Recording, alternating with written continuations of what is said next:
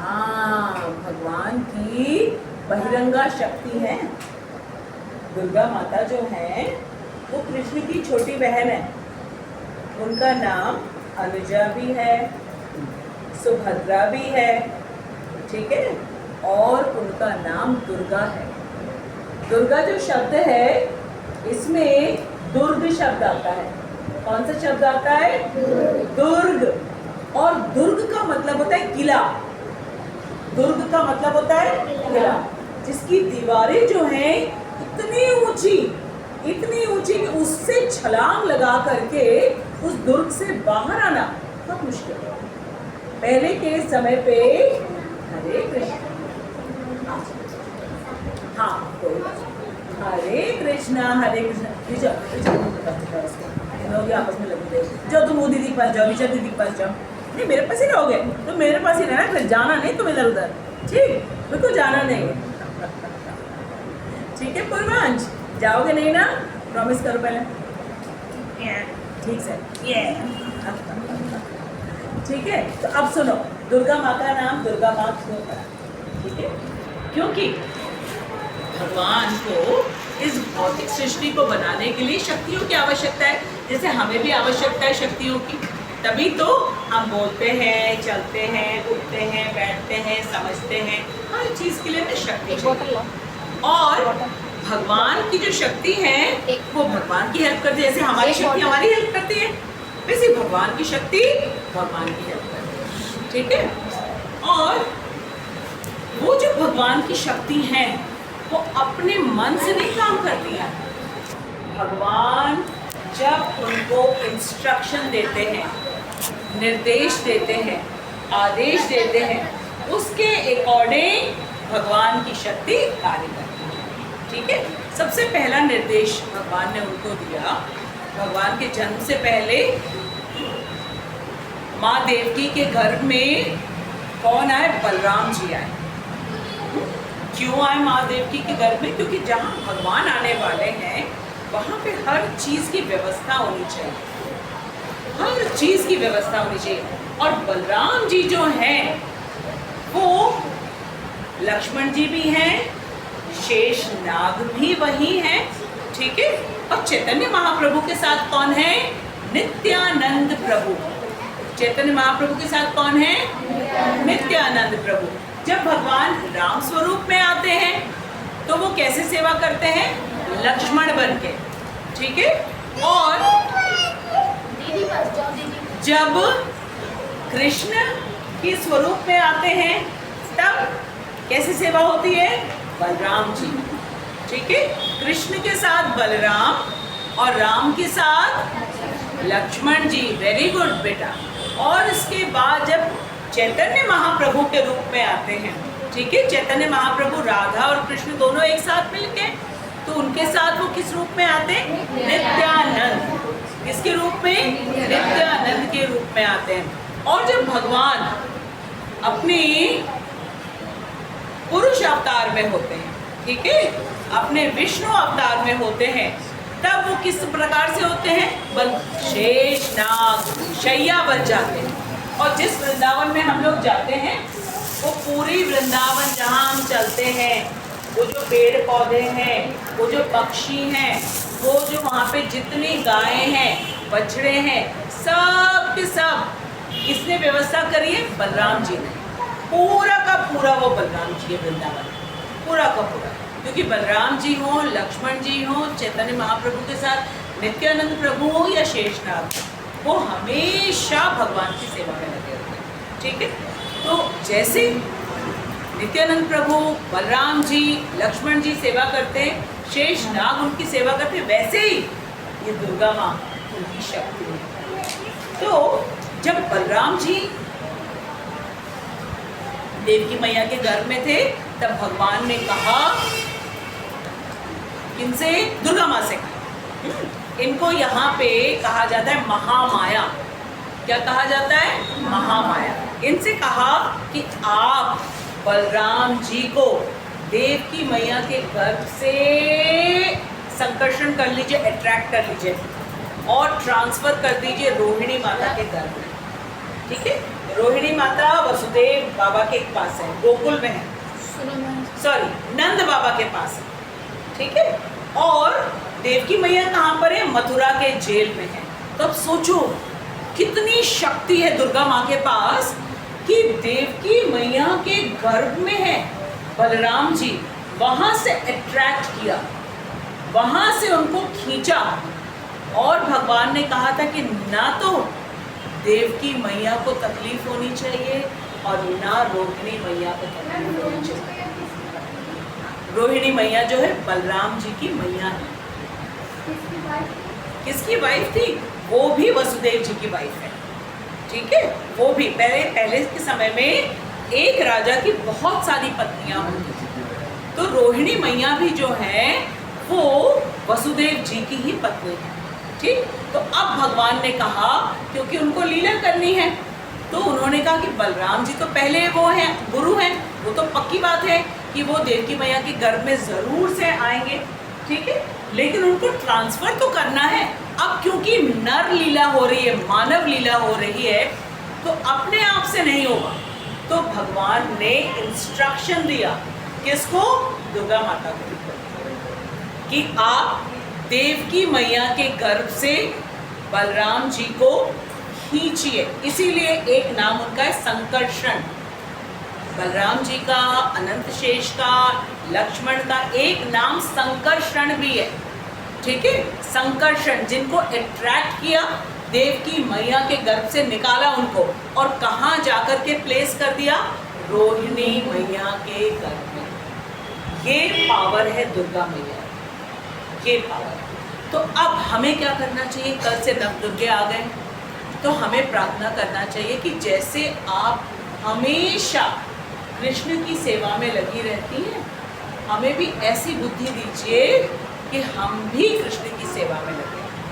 और सबसे अच्छी सेवा है कृष्ण की हरे कृष्ण महामंत्र का जप करना, ठीक है, भगवत गीता को पढ़ना और अपने लाइफ में उसको अप्लाई, क्योंकि अगर हमने अप्लाई नहीं किया तो वो वेस्ट हो जाएगा। दुर्गा मैया को जो कुछ भी भगवान कहते थे वो अप्लाई करते, ऐसा नहीं कि भगवान ने उनसे कहा कि आप बलराम जी को वहाँ से अट्रैक्ट करके, उनका संकर्षण करके और आप ट्रांसफ़र कर दीजिए रोहिणी मैया के गर्भ में। तो बस दुर्गा माता ने ये कह दिया कि हाँ मैं करूँगी, और किया नहीं, ऐसा नहीं किया उन्होंने सचमुच किया। तो हाँ मैं करूँगी का मतलब है मैं सचमुच करूँगी। ये प्रार्थना करनी चाहिए हमें। और इससे इतने खुश हुए भगवान, इतने खुश हुए कि उन्होंने कहा कि आने वाले समय में, क्योंकि भगवान जब आए हैं तब वो कौन सा युग था? द्वापर। द्वापर के बाद कौन सा युग आया? कलयुग, जो अभी चल रहा है। भगवान दुर्गा मैया से इतने खुश हुए, अपनी छोटी बहन से, अनुजा से, उन्होंने कहा कि जगह जगह पे आपकी अलग अलग नामों से आपकी पूजा होगी। कहीं पे पूर्णागिरी नाम से पूजा होगी, कहीं पे वैष्णव देवी नाम से पूजा होगी, कहीं पे चंडिका देवी के नाम से पूजा होगी, कहीं पे अंबिका माँ के नाम से पूजा होगी, ठीक है। तो अलग अलग जगह पे आपको अलग अलग नाम से पूजा जाएगा। ये मैं आपसे इतना प्रसन्न हूँ कि आपने मेरे अनुसार जो है सेवा करी है, इसलिए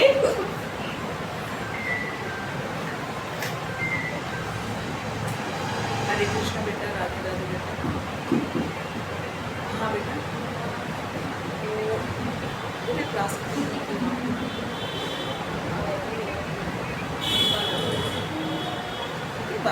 12 बजे मैं आ जाऊँगा, 12 से लेकर 12:05-10 के बीच में, ठीक है बेटा। इससे मुश्किल पहले बताया, हाँ तो क्लास 10:30 से 12 का टाइम ही है मेरा क्लास, ठीक है। अच्छा, तो इसलिए जब हम भगवान की आज्ञा को मानते हैं, भगवान हमसे प्रसन्न होते हैं, ठीक है, तो 3 चीज़ें हमें मिलती हैं, 3 चीज़ें मिलती हैं। सबसे पहले तो हमें शाश्वत जीवन मिलता है। रिपीट करो, शाश्वत जीवन, शाश्वत का मतलब होता है जो कभी एंड नहीं होता है, नित्य जिसको कहते हैं। मान्या, शाश्वत का मतलब बोलो नित्य, जो हमेशा रहता है। ठीक है, अभी क्या है, हमारा जीवन नित्य नहीं है। ठीक, अभी हम इस शरीर में हैं, फिर धीरे धीरे सारे बच्चे बड़े होंगे, बड़े होने के बाद क्या हो जाते हैं, ग्रोन अप्स हो जाते हैं, और ग्रोन अप होने के बाद ओल्ड एज की ओर जाने लगते हैं। जैसे जैसे ओल्ड एज की ओर जाने लगते हैं वैसे वैसे हमारी बॉडी में बीमारियां आने लगती हैं, और हमारी बॉडी बेंड हो जाती है, शक्तियां नहीं रह जाती है, और फिर एक ऐसा टाइम आता है कि अब हमारी बॉडी हमारे लिए कोई काम नहीं कर पाती, और ये बॉडी हमें बहुत पेन देने लगती है, बहुत तकलीफ देने लगती है। ठीक है, तो उस समय क्या होता है कि भगवान की कृपा से ही ये बॉडी को एंड कर दिया जाता है, इस बॉडी से, क्योंकि अब ये वेस्ट हो गया, ये किसी काम का नहीं रहा। मतलब खा भी नहीं सकते, पी भी नहीं सकते हैं, कोई भगवान की सेवा भी नहीं कर सकते, तो बोझ ही तो बन गए। तो फिर क्या करते हैं कि इस बॉडी से आत्मा और परमात्मा को निकाल करके दूसरे बॉडी में प्लांट कर दिया जाता है। जैसे माँ दुर्गा ने देवकी मैया के गर्भ से संकर्षण किया था बलराम जी का, और रोहिणी मैया के गर्भ में प्लांट कर दिया था, वैसे ही हमारे आत्मा और परमात्मा को यहाँ से निकाल करके और मन बुद्धि अहंकार के साथ दूसरी बॉडी में ट्रांसफर कर दिया जाता है।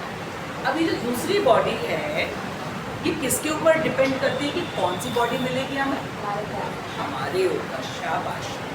और हमारे कर्म किसके ऊपर डिपेंड करते हैं, हमारी सोच के ऊपर। ठीक है, जैसी सोच वैसे कर्म, और वैसे ही हमको नेक्स्ट लाइफ मिलेगी। तो ये बार बार बहुत तकलीफदायक है, बार बार इस शरीर, सोचो कि कितनी तकलीफ होती सबके घर में, या आस पड़ोस में हम लोगों ने देखा तो होगा, बहुत ओल्ड लोग हो जाते हैं, आंखों से दिखता नहीं है, सीधे चल नहीं पाते, खा नहीं पाते, रात को नींद नहीं आती है उन लोगों को, उनको इतना ख़राब लगता है कि अब वो डिपेंड हो गए सबके ऊपर, कोई काम नहीं कर पा रहे। मतलब उनको ऐसा भी लगता है कि कोई हमको ला करके एक गिलास पानी देगा तो हम पी पाएंगे, उठ के जाके अपना पानी भी नहीं पी पाते। यहाँ तक कि एक ऐसी स्टेज आती है किसी किसी के साथ कि बेड में ही, जैसे छोटे बच्चे यूरिन करते हैं और टॉयलेट करते हैं, वो बेड में ही हो जाता है, बड़े लोगों का भी हो जाता है।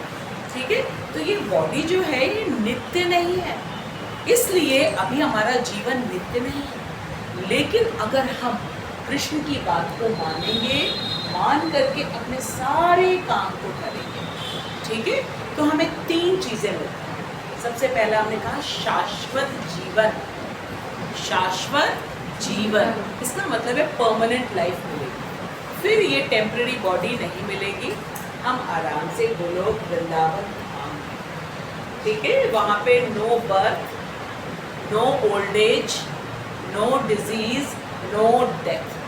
4 चीज़ें वहाँ नहीं होती, जो 4 चीज़ें यहाँ पे होती हैं। क्या क्या होती है यहाँ पे? B for birth, very good. O for old age, very good.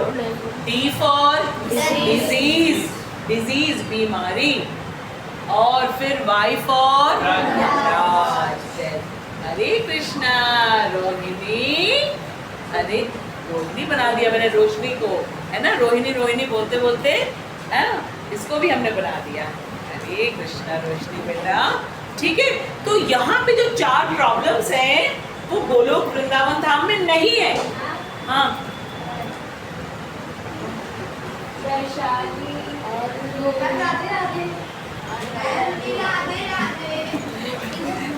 हम गिर ना पड़े। अरे हाँ, इधर आ भाई। अरे भैया, अरे भैया,